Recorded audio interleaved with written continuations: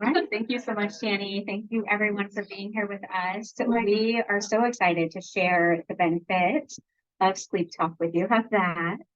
Danny's like, put it up higher. I was trying not to get it in. But that's okay. We'll do it anyway. The incredible benefits of sleep talk with you. As Danny said in my introduction, I have been a therapist for over 20 years and a hypnotherapist since 2001.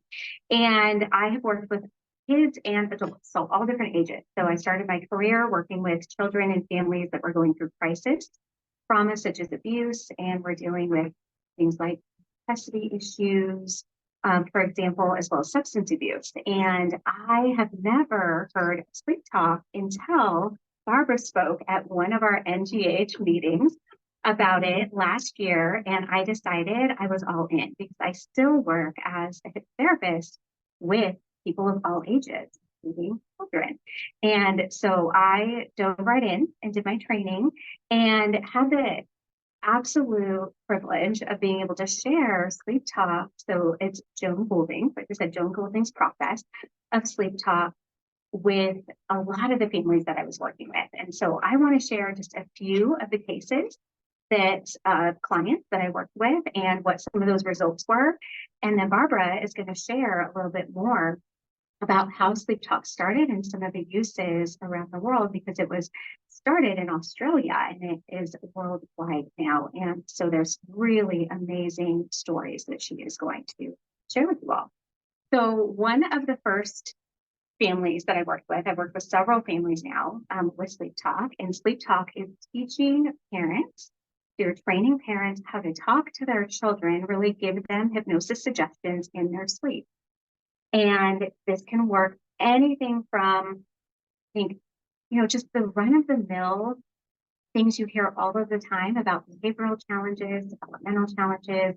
Let's say kids don't want to sleep in their own bed, or they're really picky eaters, or there's temper tantrums, all the way from that to things like autism and ADHD and OCD and PTSD and all the acronyms that we like to have in psychology, all the way to some really severe challenges that families deal with. And so one of those first families that I worked with has a 3-year-old girl and a 5-year-old boy. And the 3-year-old girl was showing really oppositional behaviors, being really defiant, being uncooperative, angry, and violent. She didn't want to eat the things her parents wanted her to eat, to the point of threatening them with forks. Yeah, so stabbing. Things of that nature, grunting versus using her words and communicating, and refusal to, because there's a lot of potty training issues that happen in families as well, and especially with that age, that's a lot of it, anxiety and control issues. And so all the way from that to her brother, who's really anxious and fearful of being alone and was constantly, fearful of someone breaking into their home. And so he couldn't be by himself, he couldn't play by himself, he couldn't sleep by himself. And it has been such an amazing turnaround that I've seen in this particular family, from the daughter being able to communicate and not being as aggressive, not being violent, and being able to do things like food and use the potty and all of these things that you would want your child to be able to do, and it takes so much of the stress and pressure off of the parent. Also, with the boy being able to be more confident and be able to be by himself. He couldn't even walk down the hallway before sleep talk to go to his bedroom by himself because he was scared because it was dark. And now being able to do that, being able to be interested in playing by himself and with others, and actually saw an increase in his coordination, like playing catch with the dad, whereas before he was so fearful all the time and he didn't even want to be in activities. So from that family to children who are going through, I have another pair, sister and brother again, 4 and 7, who are going through divorce. That's something else that families deal with all the time. So divorce and having to split up into 2 different households. And the father had disappeared for a while in their minds because he was an alcoholic. And so with the divorce, he went to treatment, inpatient treatment. And so then when he came back, they didn't live with him anymore. It was a big transition, and we're having a lot of issues just with habits, nail biting for the little girl. And being really fearful that when someone left, they were never going to come back. And sleep talk has been absolutely incredible. Neither one of those children would sleep by themselves. And so now they're sleeping in their own rooms, in their own beds, and sleeping through the night. It's incredible. And so from things of those age groups, right, 3, 5, 7, all the way up to, I have a family that I've worked with 6 children. Now, one thing to know about sleep talk is when you do sleep talk, when you use that method, you use it with all the children. So think about this, a family with 6 children. And so you're giving these suggestions to each child. It only takes 2 to 3 minutes a night. So it doesn't take a long time. But when you have 6 kids, you have to make the rounds. Luckily, the mother was a nurse. So I think she's used to making rounds, which was really, really nice. Because she said I would go in and check on each one, right, individually. And so she just took, instead of 20 seconds to just kind of peek in, she would take 2 minutes. And she would do the sleep talk method and give these suggestions to each of the children. And we were focused because her kids were all the way from 1 to 14. So all different ages. And so I actually was really focused initially. Why the parent came to me was for the 12-year-old girl who was having issues with body image, emotional eating, anxiety, a lot of OCD behaviors and anxiety after COVID. Right? There's a lot of kids who've had a really hard time with their shutdowns and over COVID and became really obsessed with, being clean and things, nobody touching her things. And there's really some paranoia type of behaviors. And, was having a lot of fights with siblings. There's a lot of sibling rivalry that happens, right? We have a big family and even a small family. So like Barbara's going to talk to you about in a moment. And so, from sleep schedules, eating habits, to, not being so confrontational with the family members and really being able to feel better about herself. So lifting confidence and self-esteem. And now that anxiety is completely faded. She's not participating in any of those obsessive compulsive behaviors and not having those thoughts anymore. So there's some incredible things that I've seen just in a short time that I have been practicing the Goulding SleepTalk method. And so I'm going to pass it over to Barbara because I just wanted to give you a few examples of some of the cases that I've worked with. And she's going to tell you a lot more about what she does and the work that she does with sleep talk, but also about some really incredible cases in Australia. Wow. I told you about this in June. In June. And you've done all those heavy duty cases in 6 months. Yeah. It's been absolutely incredible to be able to work with 6 families, 11 children total in a 6-month period. And these are families I was already working with, either with the parents or with the children. And so I was able to literally dive right in and start working with these families that have seen incredible results. Joanne would be so proud of you. She'd be so proud. Awesome, Jodie. Well, thank you for introducing it to us.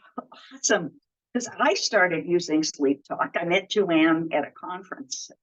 And this is the lady that Roy Hunter was talking about earlier, about the lady in Australia who has made a difference in the hypnosis world, mainly recognized in Australia. She and her husband. So he actually knows Joanne. And I met Joanne, like I say, at a conference, hypnobirthing conference. And I was doing a lecture on prenatal bonding because my specialty is connecting mother and baby in the womb. I've been trained by the German Psychiatrist. And Joanne said, Barb, basically doing the same thing I'm doing for the babies that have come up. And we're reassuring them, they're building their self-confidence. We're building their ability to know they're welcomed and loved. And you've heard that from a number of people this morning on how important love is for us to be healthy human beings. Without love, without relationships, we are having a lot of mental illness in this country. So everything that we're doing, and this is one technique that can help children build healthier minds by just going into the bedroom. The parents do the work. We just facilitate the program, but the parents do the work. And in the parents doing the work, because we do a history on them, they're also healing some of their own traumas. So the way that I use sleep talk is because I work with pregnant women, all the ones that were having a second baby, I would teach the parents to talk to the elder child so that that elder child wouldn't feel a sense of jealousy or fear with the new baby coming into the world. So they end up bonding with the new baby in the womb, as well as going to sleep at night and building their self-esteem. So that act, which is not abnormal, to be jealous of a new baby, thinking you're going to be replaced, it can alleviate that problem. And that's how I've been using it.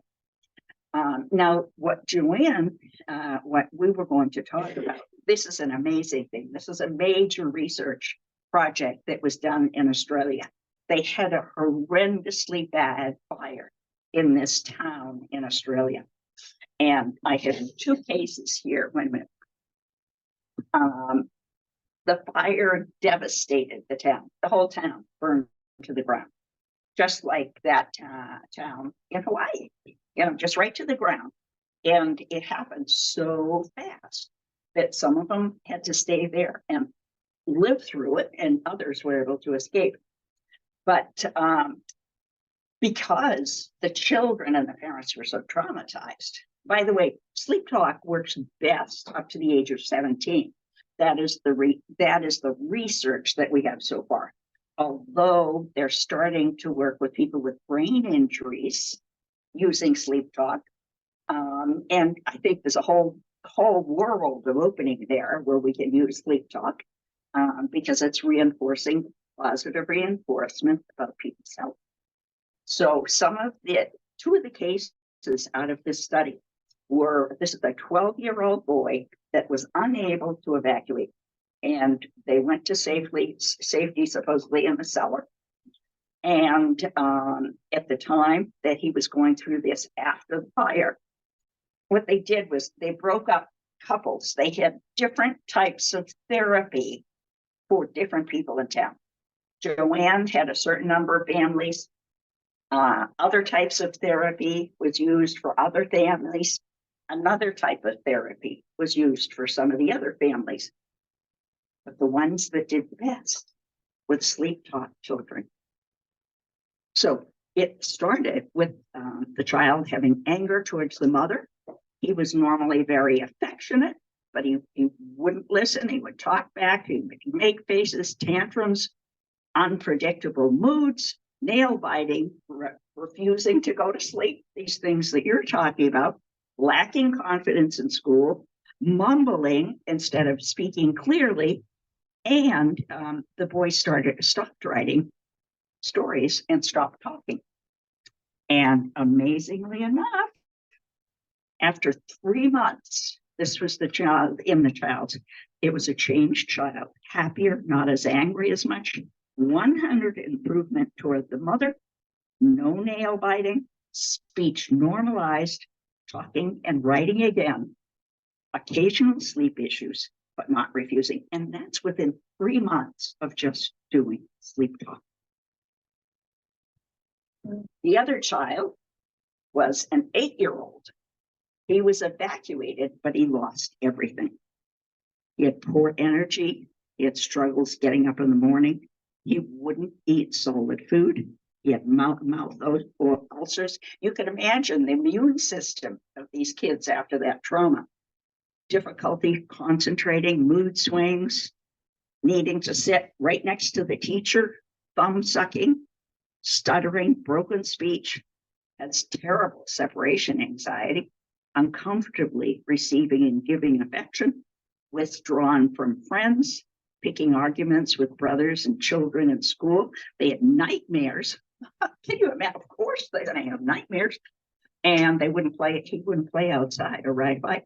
And he had a big fear of smoke and wind. And sure enough, after 3 months, the thumb sucking is gone. The nightmares stopped. singing in the morning. Smoke doesn't bother him as much. His mouth ulcers cleared. He improved eating healthy food, eating normally. His sleep improved. He's excited about sports, and his mood stabilized and much calmer. Playing outside. Sibling rivalry and friendships improved. It's really good for sibling rivalry. He gives cuddles, and he's talking to them and missing the dog that they lost in the fire. So this was a heavy duty study that was done when that whole town burned down. So you can do very simple work with just self-esteem, or you can take it all the way to trauma just by talking to these children after they've gone to sleep at night. It's amazing work. And there are trainings throughout the United States and all across Europe and in Australia. And we're using the brain's theta state, hypnotic state, to do this. And that is the beauty of this work. Thank you.